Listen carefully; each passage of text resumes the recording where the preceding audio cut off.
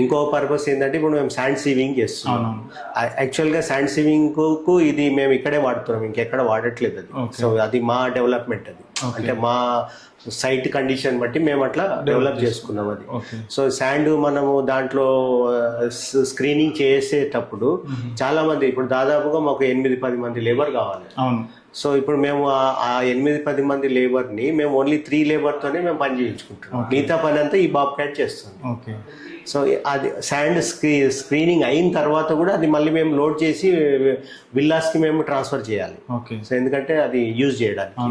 So ఆ sand screening చేసిన తర్వాత వచ్చే మెటీరియల్ని, శాండ్ని, అంటే స్క్రీన్డ్ శాండ్ అంటే ఆ స్క్రీన్ శాండ్ని మేము ఈ బాబ్ క్యాట్తోనే మేము మళ్ళీ ఈ ట్రాక్టర్స్లో లోడ్ చేస్తాం. సో అంటే అగైన్ మళ్ళీ అక్కడ లోడింగ్ కి మనకు లేబర్ కావాలి.